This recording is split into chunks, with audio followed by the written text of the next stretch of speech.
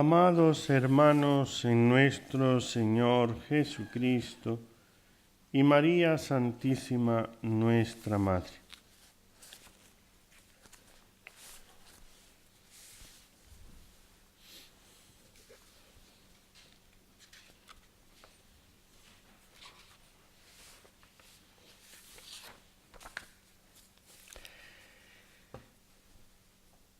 Vete y en adelante no peques más. Juan capítulo 8, versículo 11. Decía nuestro Señor: si tu ojo derecho es para ti ocasión de pecar, sácale y arrójale fuera de ti.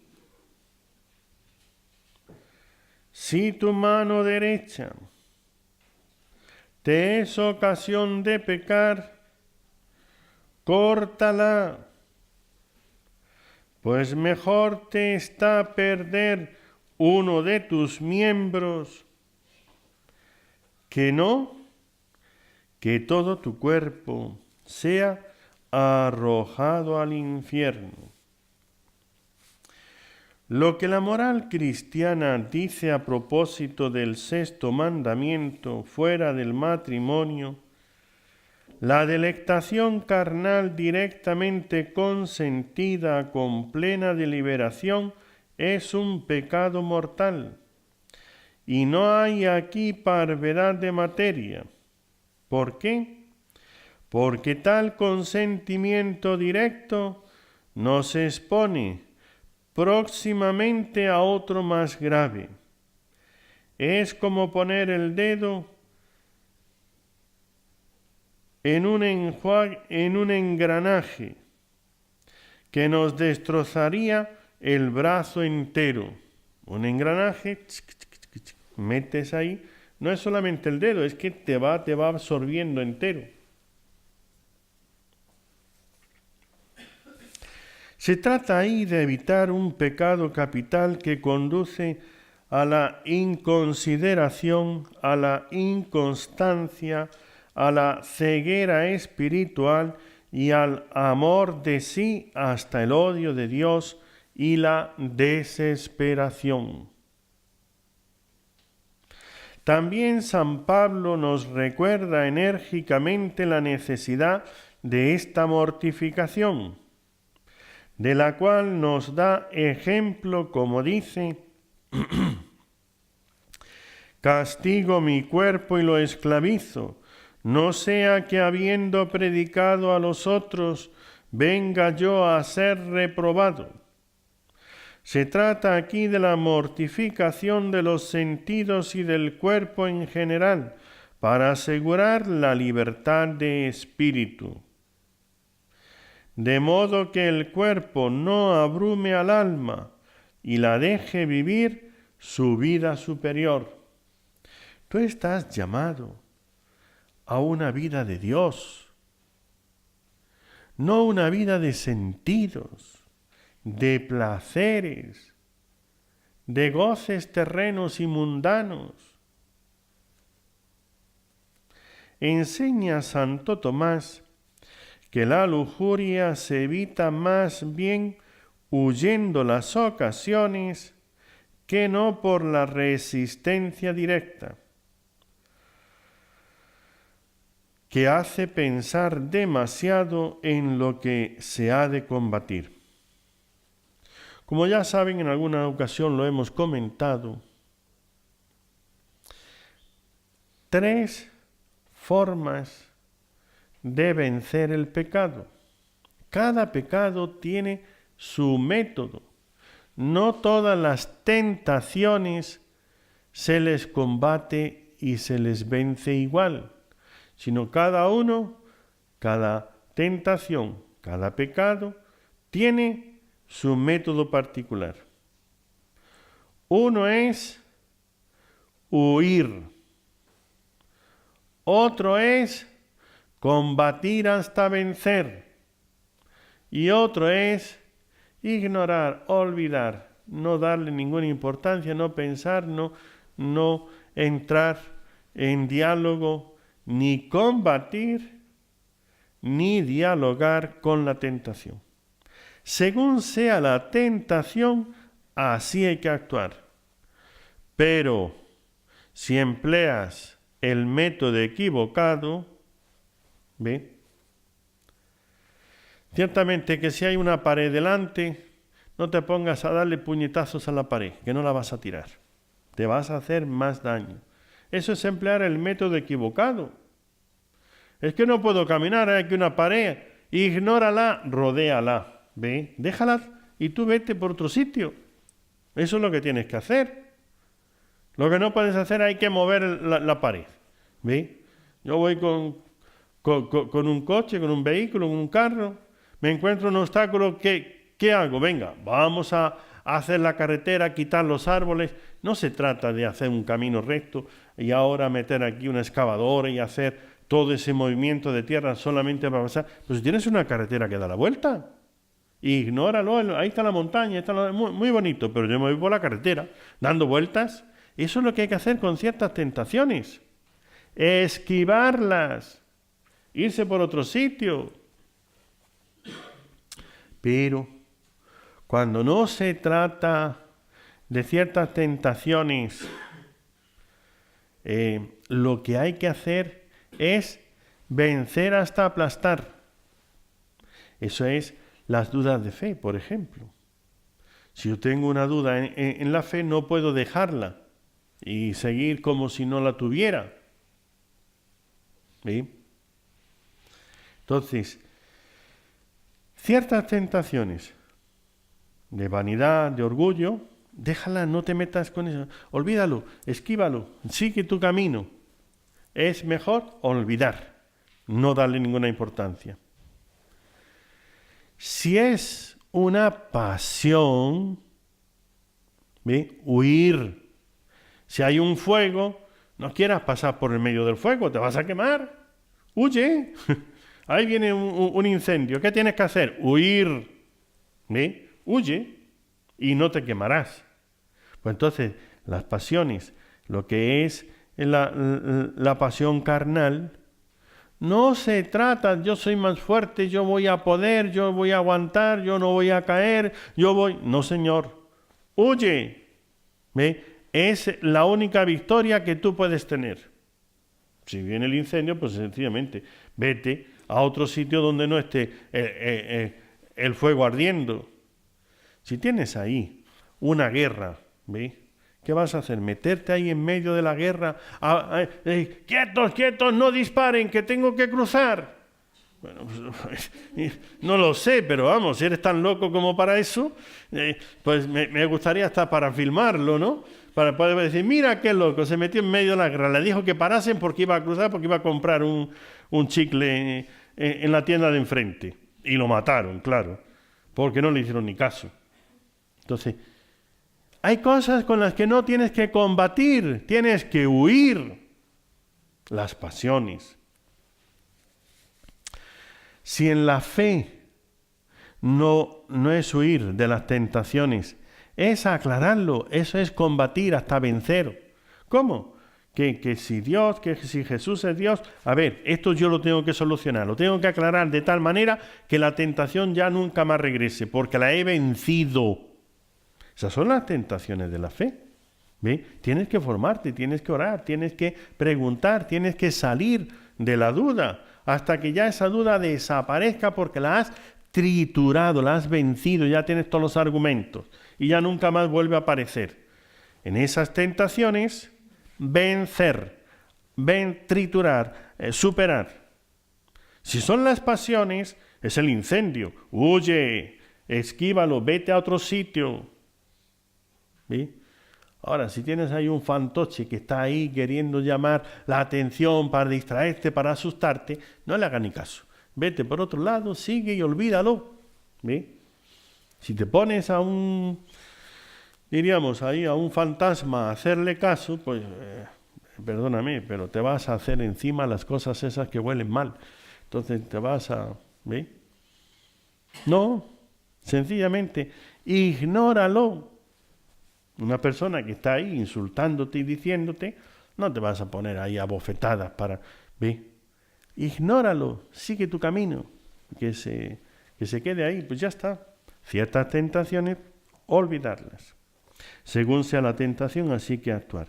Pues en esta clase, en la lujuria en concreto, lo que es las pasiones, lo que es el placer, huyendo de las ocasiones, es como tenemos que combatirlo.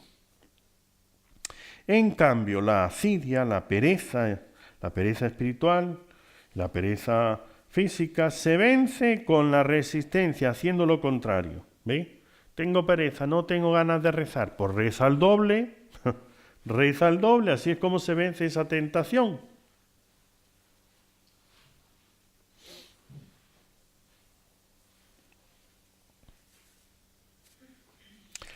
Hemos de poner también gran atención en evitar lo mejor que se nos sea posible los movimientos de sensualidad aún indirectamente voluntarios, sobre todo cuando existe peligro de consentimiento.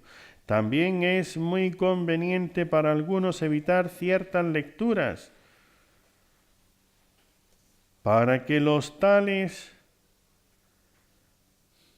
para los tales podrían ser peligrosas en razón de su fragilidad, máxime si hacen lecturas por mera curiosidad y no por deber de Estado.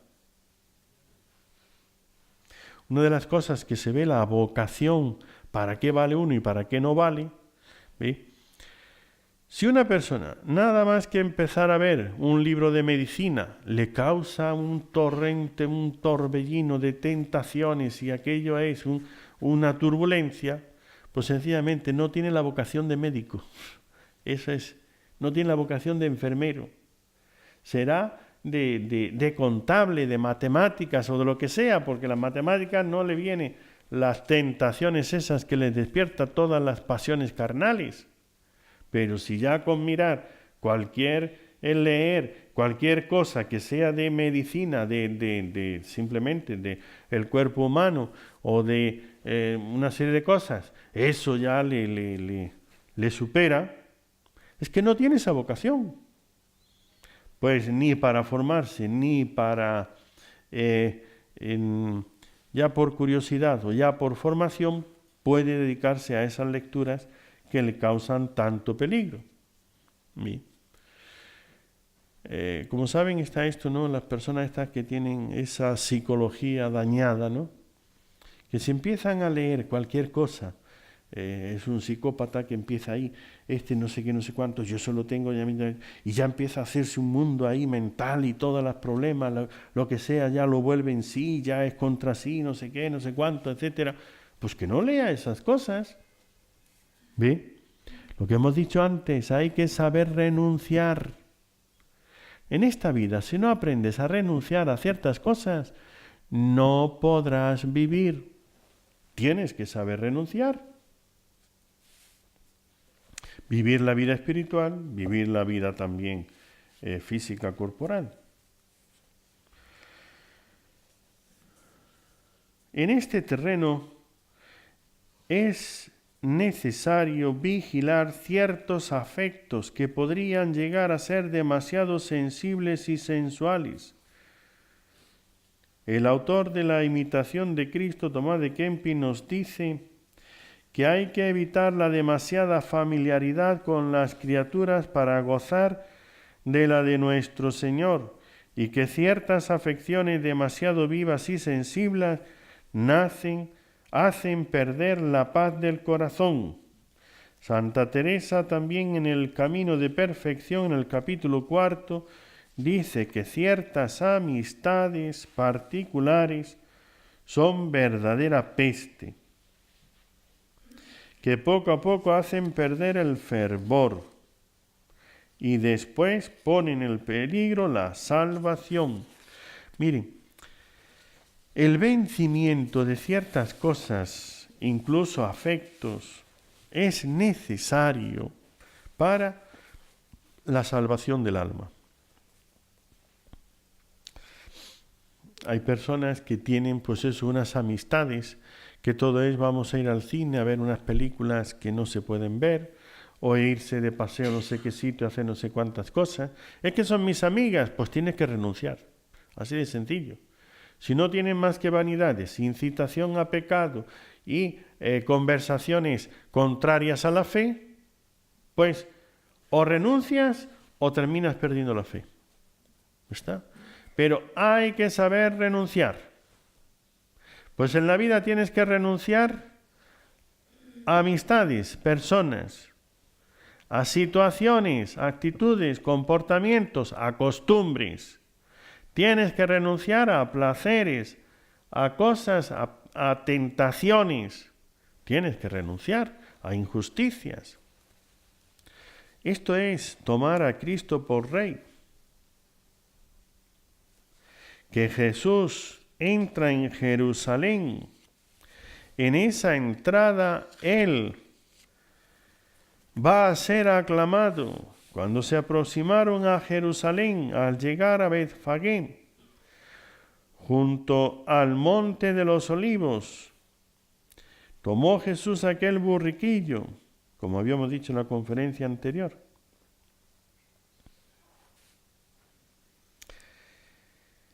Esto sucedió para que se cumpliera el oráculo del profeta. Diga la hija de Sión, he aquí que tu rey viene a ti montado en manso y montado en un asna y un pollino, pollino, el hijo de la asna, hijo de animal de yugo. Los discípulos hicieron lo que Jesús les encargó, le trajeron el asna y el pollino, y la gente numerosa extendió sus mantos por el camino. Fue la entrada triunfal, hosana en las alturas. La entrada triunfal de Jesús en Jerusalén marca el principio del fin de su vida en este mundo. No es difícil imaginar los sentimientos que tendría Jesús en este momento especial de su vida. Sabía quién era. Jesús tenía plena conciencia de su condición de Hijo de Dios. Sabía que era el enviado a Israel y al mundo entero como Mesías y Salvador, y esta conciencia era para él un imperativo. He venido para esto, para ser el Salvador. Por eso la entrada de Jesús en Jerusalén es el comienzo del fin. ¿Sí? Miren, se lo digo de otra manera. El calendario, cuando cumple ciertos años y empiezas a tener lo que llamamos las goteras, y te vas al médico y esto ya no, es que no se puede ver. El espejo, cuando te miras ahí, empieza a tener unas arrugas. ¿Ve? Es el comienzo del fin. A ver, te lo grito. ¿Quieres entenderlo? Es que tu vida se va a acabar. Es que no somos eternos. Es que hay enfermedades que ya me vienen y no me van a dejar nunca. Me dejarán bajo tierra. ¿Ve? ¿Y qué pasa? Es que el comienzo del fin. El comienzo del fin. Por eso, aclamar a Jesús hoy, hosana al Hijo de David. Entrar con Jesús en Jerusalén es aceptar que esto tiene un fin. El fin de la economía, el fin de la salud, el fin de las amistades, el fin... Cuando una persona llega a cierta edad y cuando muere un familiar y echa una mirada y dice eso de mi nivel, no queda nadie. Todos, hijos, sobrinos, nietos, etcétera. Pero hermanos, padres, abuelos. De ahí para arriba no queda nadie. No queda nadie. Es esa impresión de quedarte solo. ¿Ve? Cuando empiezan a irse, vamos a decirlo, cuando empiezan a irse de tu generación, de tu nivel, es el comienzo del fin. Ya estás en la lista. Pero de los primeros, no estás del final. Cuando uno nace está en la lista, pero del final, pues hay mucha gente por delante. ¿Ve? Lo que pasa es que a veces se salta la lista, no sé por qué. ¿Ve? No sigue un orden temporal y cronológico, ¿no? El orden es un desorden. Lo que pasa es que por los que están muy cerquita de arriba, eso sí va muy rápido, ¿ve? Pero hay algunos que ahí van, y se van cayendo las generaciones y aún queda. La entrada triunfal de Jesús marca el principio del fin de su vida en este mundo. No es fácil, como digo, imaginar los sentimientos de Jesús. Él sabe a qué viene. Es que cuando nosotros no aceptamos que nos vamos de este mundo, nos cuesta tanto renunciar a algo. ¿Por qué voy a renunciar a esto? ¿Y si lo necesito? ¿Y si después? ¿Y si no sé qué?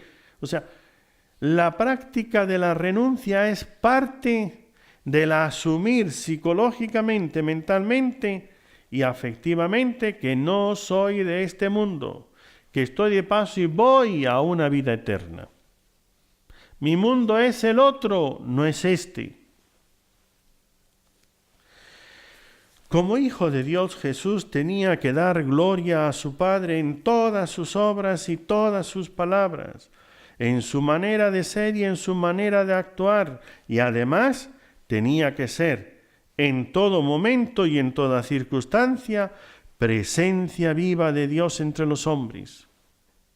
¿Mi vida es una presencia de Dios entre los hombres? ¿O ni se enteran, ¿ve? De Dios? Manifestación clara de su amor y su bondad por todos y para todos. Como Mesías Salvador, la misión de Jesús era restaurar de una vez para siempre las relaciones entre Dios y la humanidad, rotas por el pecado, y constituirse Él como mediador del género humano, su intermediario para permanente ante el Padre, costara lo que costara.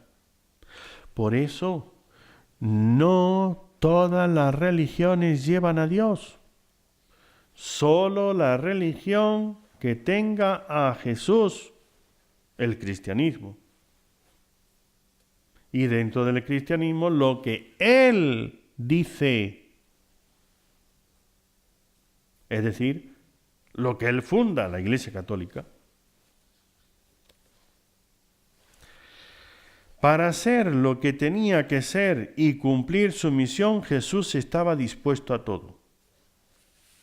Su gran deseo, su única preocupación era realizar en todo y siempre la voluntad de Dios su Padre. ¿Cuándo llegaremos nosotros a esta decisión? ¿Sí? Seguir a Jesús de esta manera. Cumplir la misión que Dios tiene para mí de todas las maneras, con todo el esfuerzo, cueste lo que cueste. Que sea tu única preocupación. Por eso Jesús decía, San Juan capítulo 4, versículo 34, mi alimento es hacer la voluntad de Dios y llevar a cabo su obra, la voluntad del Padre, y llevar a cabo su obra.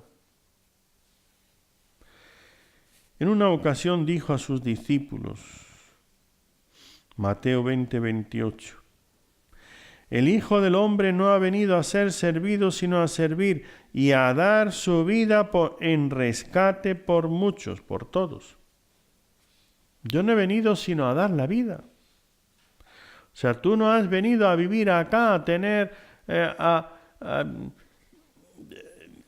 a tener casa, a tener propiedades, dinero y cosas, a conocer y viajar y visitar todos los países. El Hijo del Hombre ha venido sino para servir y dar la vida en rescate por muchos. Tú estás en este mundo solo para salvar tu alma y ayudar a otros también a que se salven, salvar otras almas. Pero tu única, grande, principal, absoluta obligación, responsabilidad, trabajo y misión es salvar tu alma. No has venido para otra cosa. Todo lo demás es un instrumento para salvar el alma. Te lo digo de otra manera. Tu trabajo no es para vivir. Entonces, ¿de qué voy a vivir? Es que no estás aquí para vivir. Estás para morir. Estás para salvar el alma. Tu trabajo es para que puedas salvar tu alma. El vivir es para salvar tu alma. Es que todo el mundo tiene que comer. El comer es para salvar tu alma. No para engordar carne de gusano, para que después los gusanos tengan más. Que al fin y al cabo se les va a acabar la materia. A los gusanos también. Y también se van a morir. ¿Ve? Porque al final no quedan ni gusanos. Ni gusanos quedan. Nadie me quita la vida, yo la doy voluntariamente. Juan 10, 18. Jesús amaba a Dios y amaba también a los hombres que se encontraba en su camino. Y todo lo hacía movido por ese amor. Nadie tiene amor más grande que el que da la vida por sus amigos. Vosotros sois mis amigos si hacéis lo que yo os mando. Juan capítulo 15, versículos 13 y 14. Jesús amaba y Jesús dice, ¿cómo saber si yo estoy amando o no? Es que yo siento aquí un fuego. ¿Quién sabe si será una calentura lo que tienes? ¿Ve? A lo mejor es un cáncer que empieza a nacer y empiezas a tener ahí una calentura aquí dentro. Ya verás cuando salga por fuera esa calentura, ¿no? ¿Cómo va a salir? Entonces, y si quieres sentir, yo tengo un método para sentirlo en cualquier momento. Una buena botella de alcohol, te pegas, te pone aquí dentro un fuego, ¿ve? Hasta que se te pasa la borrachera, ¿ve? Entonces, sentir no es amor. Puede ser vicio, puede ser enfermedad, puede ser simple afecto. Jesús te dice lo que es amor. Nadie tiene amor más grande que el que da la vida. Vosotros sois mis amigos, vosotros sois los que me amáis, si hacéis lo que yo os mando. Juan 15, 13 y 14. Entonces, ¿quieres saber si amas a Dios? Es muy sencillo. Cumple lo que Dios dice, guarda los mandamientos, amas. Pero es que no siento nada. Amas fríamente, pero amas. Amas en frío. ¿Ve? Yo te amo, pero en frío. Sin pasión, sin fuego, sin acidez de estómago. Entonces, es que lo hago en frío. Pero eso es amor. ¿Por qué? Porque haces lo que yo te digo. Cumple los mandamientos de Dios. Todo le indicaba a Jesús en el momento definitivo de su vida en el mundo que estaba cerca. Los acontecimientos se sucedían unos a otros rápidamente. Sus enemigos no le daban tregua y el desenlace no se haría esperar. Pero él estaba seguro, Sabía lo que debía hacer y cómo debía hacerlo. Sabía que Dios estaba con él y nunca lo abandonaría. Sabía que Dios saca de los males bienes. Dios saca el bien de donde parece que todo es puro mal. Dios saca bien de los males. Y que pasara lo que pasara, el bien siempre triunfaría definitivamente sobre el mal.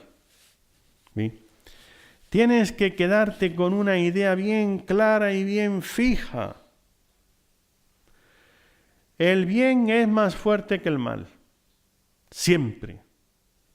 Y el bien siempre triunfa, aunque aparentemente me lleve a la muerte, porque la resurrección es el triunfo del bien sobre la muerte. El mal está limitado, tiene un límite. El bien no tiene límite. Jesús, movido interiormente por Dios, con quien vivía permanentemente unido de corazón, decidió manifestar abiertamente a sus discípulos y seguidores y a todos los hombres de Israel cómo el Mesías prometido y anunciado, él se manifestó como el Salvador, el Mesías, el que tenía que venir, el que estaba anunciado que iba a venir a salvar. El que pudiera ver, que viera, y el que pudiera entender, que entendiera. Por eso, montado en el asno, rodeado de sus discípulos y de una multitud de gente sencilla, humilde, como él, que lo aclamaba entusiasmado, entró. Se presentó en Jerusalén, entró a Jerusalén, a la ciudad. Los ojos de todos pudieron verlo, y al verlo así, entrar aclamado, proclamado como el Hijo de David, etc. Es decir, las promesas mesiánicas. El que pueda entender, que entienda. El que quiera entender lo que lo entienda.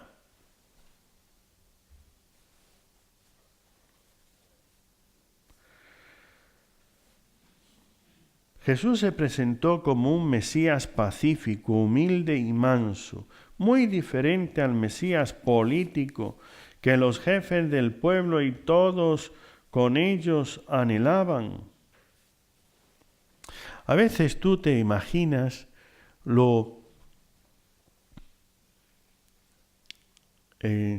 a veces nosotros nos imaginamos la santidad de otra manera, ¿ves? Entonces, cuando yo sea santo, empiece a hacer milagros, ¿ve? Y vaya curando a la gente, y la gente y entonces, con unas palabras, la gente caiga ahí, se convierta, y ya las personas salgan de su vida mala, de pecado. Y cuando yo y le pida a Dios, y Dios se manifieste y se haga visible para que todos me crean. ¿Sí? Fíjense la santidad de los niños de Fátima. Empezaron a ser ellos, pues los 3 niños, vieron a la Virgen. ¿Qué fue lo primero? Que nadie les creyó. ¿Qué fue lo segundo? Que la mamá de Lucía le hacía caricias en la cara. ¿Sí? Le dio de bofetadas. Le dijo que dijese que era mentira, que no había visto nada, que ella había mentido, que había engañado a la gente. Le empezó a presionar para que mintiera. Y ella tuvo que mantenerse. Pero no solamente le dio caricias con la mano, también tenía un buen garrote que también lo utilizaba. En Lucía le sacudía el polvo. Lo que pasa es que sin quitarle la ropa, pero bueno. Entonces, y encima con un bastón, y catapum, le pegaba. Le hacía llorar. Pues, ¿era eso lo que se imaginaban ustedes de santidad? ¿Ese es el camino de la santidad que hemos pensado? La gente empieza a burlarse de ellos y a decirle. Y entonces se da eso que pasó. Pues unos a favor y otros en contra. Todo el pueblo dividido. que no, que es una mentirosa, que cómo va a ser, que estos niños, que se lo han inventado, que para aquí, que para allá. Los otros. Luego van ¿a dónde? A la autoridad, al párroco. ¿Y qué fue lo que hizo el párroco? Pues que no creyó, así de sencillo. No creía. Cierto que no le perseguía. Cierto que no le dijo que estaba mintiendo, pero no podía creer. Pues no lo sabía. Entonces, cuando uno va buscando en una autoridad que confirme, pues, la verdad, la veracidad de lo que yo estoy diciendo, haciendo, y simplemente, no lo sé, se calla, no actúa, no da un paso, es que uno se encuentra solo, indefenso, ¿ven? Pues sí, eso es el camino de la santidad, ¿ven? Y después va y le piden a la Virgen que le diga quién es, su nombre, que le diga qué es lo que quiere, que le diga que haga algo que se manifieste, y todavía dice, en octubre. ¿Ves? Y de aquí a octubre vamos a tener que estar aguantando esto. Venid todos los meses aquí el mismo día y en octubre diré quién soy y qué es lo que quiero. Y a esperar 6 meses. ¿Ve? Ahora te esperas. ¿A qué? A que el cielo diga lo que tiene que decir cuando el cielo quiera decirlo, no cuando a ti te conviene. Porque si el primer día la Virgen hubiese hecho los milagros, pues ya se hubiese ahorrado la paliza, las palizas que le dio su madre, ¿ve? Las prohibiciones, las persecuciones, los ataques de la gente, se hubieran ahorrado muchísimo sufrimiento. Pues resulta que la Virgen no les ahorró ni un sufrimiento. Y ellos tuvieron sus dudas internas. Lucía un día es que no quería ir.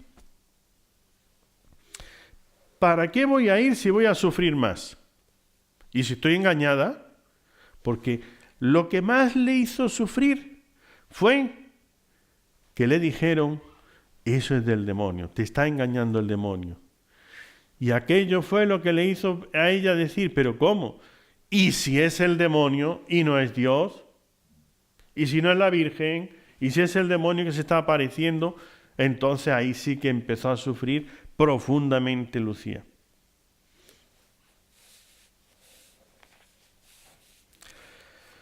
Por eso ven, la gente tuvo que pasar por esta determinación. Jesús se presentó como un Mesías pacífico, humilde y manso, totalmente diferente de ese político que la gente esperaba, que el pueblo buscaba, todos soñaban, anhelaban que viniese el restaurador de la gloria de Israel, que movería masas. Cuando uno se imagina a un Mesías que dice una palabra y todo el mundo va detrás, que con su palabra aniquila a los enemigos, que los deja confundidos y huyen como ratas asustadas, ¿ve? Ese es el que tenemos que seguir. ¿Por qué? Porque nos va a quitar el sufrimiento, porque no vamos a tener más dudas, porque aquí vamos a empezar a ir cada vez mejor y después la vida eterna. Pero se nos presenta la Virgen y todo se vuelve en contra. Y en vez de mejorar la situación, miren a Santa Bernardita.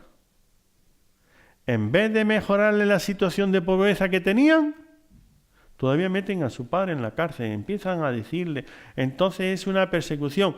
Y las tierras que tenían para criar su ganado, la gente les pisotea y ya no tienen ni en dónde llevar a pastar las ovejas. Es que eso los pastorcillos, porque eran pastorcillos. Bernardete no era pastorcilla. Era un molino, lo que tenía la familia. ¿Se dan cuenta que Dios tiene otros caminos? Jesús entrando en Jerusalén, montado sobre un borrico, humilde y pobre, manso y pacífico, alegre y triste a la vez, pero sereno y lleno de Dios, consciente de su misión, decidido a hacer lo que fuera necesario para cumplir la voluntad de su Padre. Jesús nos invita a recorrer como el Hijo amado de Dios, el Salvador, a reconocerlo como el Salvador de toda la humanidad. Jesús nos invita hoy a aceptar de corazón su mensaje, a trabajar con intensidad para hacerlo realidad en nuestra vida de cada día. Jesús, montado sobre el borrico humilde, pobre, manso y pacífico, te invita hoy a proclamar con alegría y entusiasmo, con nuestras palabras y sobre todo con nuestras obras, nuestra fe en Él. A anunciarlo con valentía y decisión a quienes comparten su vida con nosotros, para que también lo conozcan y lo amen. Cuando Jesús nació en Belén de Judá, los magos de Oriente que vieron su estrella en el cielo dijeron que había nacido un nuevo rey de los judíos. ¿Dónde está el rey de los judíos que ha nacido? Pues vimos su estrella en el oriente y hemos venido a adorarlo.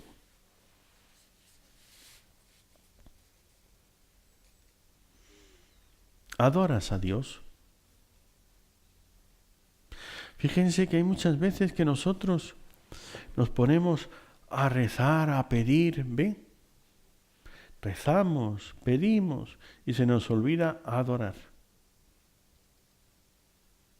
Pero para no crearles inquietudes, me lo podía dejar ahí y darle la solución en la próxima conferencia en la tarde. Pero para no dejarles con dudas y angustias, ¿ve? Orar bien ya es adorar. Orar bien. Ahora, llegar aquí a la iglesia, empezar a reclamarle, ¿ve? ¿Por qué no me quitas esto que me duele? ¿Por qué no haces aquello? ¿Por qué no me solucionas? Es que ya no te acuerdas de mí, tú es que no me amas. Eso no es adorar, ¿ve? Será pelear, será otra cosa, pero de adorar no se le parece nada. Jesús es rey, pero un rey distinto a todos los reyes de la tierra. Mi reino no es de este mundo. Si mi reino fuese de este mundo, abre bien las orejas, escucha y entiende, Israel. Si mi reino fuese de este mundo, lo repito, mi reino no es de este mundo. Si mi reino fuera de este mundo, mi gente habría combatido para que no fuera entregado. Si tú esperas un reino que Dios triunfe en este mundo, tendrás que agarrar las armas y combatir. Pero Jesús dice, mi reino no es de este mundo. Entonces, resulta que te vas a ver sin armas contra aquellos que te atacan. Indefenso en medio del combate. El reino de Jesús es el reino de Dios. Su reinado es un reinado de paz, de justicia, de amor, de bondad y de verdad. Si te quieres sumar al reino de Jesús, si te quieres sumar al reino de Dios, si quieres participar del reino del que Jesús es rey, tienes que entrar por el camino de la paz. ¿Eso qué significa? No esperes que las cosas se vuelvan de tal manera que puedas estar en paz. Tienes que ser tú el que pone paz. Eres tú el que lleva la paz. Es un reino de justicia. Hay algunos que cometen tantas injusticias reclamando justicia. ¿Ve? Que solamente justicia para ellos, para lo que ellos piensan que tienen que hacerle justicia. Es que tú vayas viviendo la justicia, haciendo justicia a los demás, que no es ser justiciero, que no me entiendo tampoco de otra manera, ¿eh? Este ha hecho no sé qué, pues venga, justicia, gatapum, a darle el palo. No es eso, ¿ve?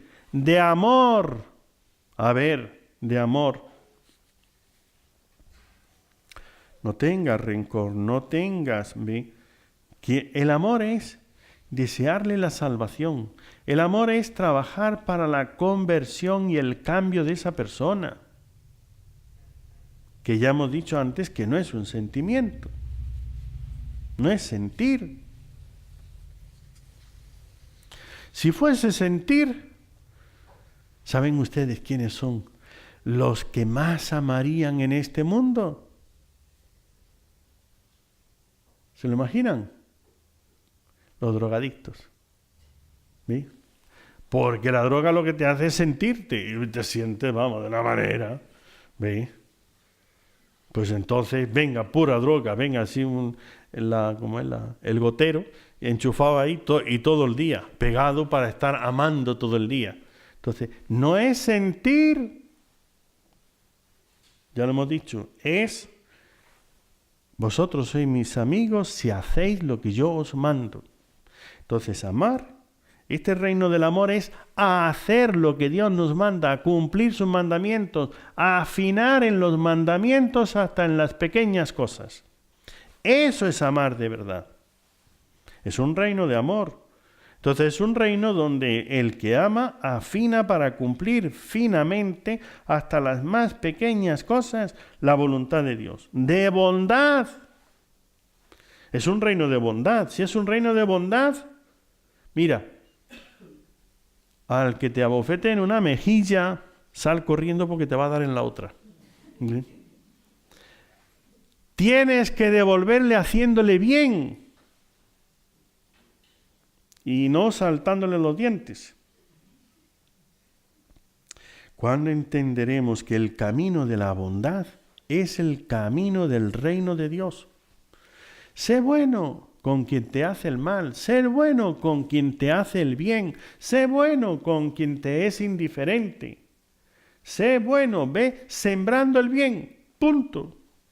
Ay, es que son unos desagradecidos, pero es Él, tú tienes que ser bueno con Él, aunque Él sea desagradecido. Es un reino de verdad. Entonces, no puedes empezar a mentir. No puedes vivir en la mentira. Si vives en la mentira, pobre de ti.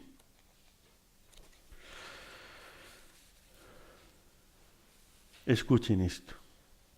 Ya me he pasado de la hora, pero escuchen esto. El reino de Jesús es el reino de los pobres que tienen conciencia de su pobreza, de los débiles que reconocen su fragilidad, de los pecadores que saben que lo son y se arrepienten de su pecado, de los que sufren y aceptan su sufrimiento sin desesperarse, de los que saben que la verdadera felicidad está dentro, en el corazón, de los ricos que comparten lo que son y lo que tienen, de los que se empeñan en ser mejores cada día. El reino de Jesús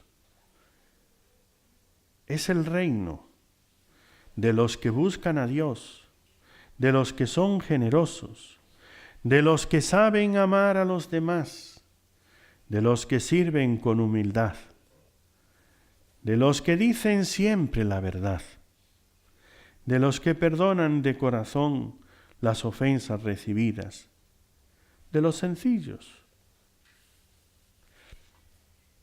El reino de Jesús es el reino de los pobres en el espíritu, de los humildes de corazón, de los que saben que el sufrimiento puede acercarlos a Dios, de los que anhelan la justicia y trabajan para conseguirla, de los que son compasivos y misericordiosos, de los limpios de corazón, como la Virgen María, de los que construyen la paz con sus acciones y sus palabras cada día, de los perseguidos a causa de su honestidad y su rectitud, de los perseguidos a causa de su fe. El reino de Jesús es el reino de todos los hombres del mundo, que ponen por encima de sus intereses los intereses de Dios y trabajan con entusiasmo y decisión para que el mensaje de amor de Jesús sea una realidad operante en el mundo.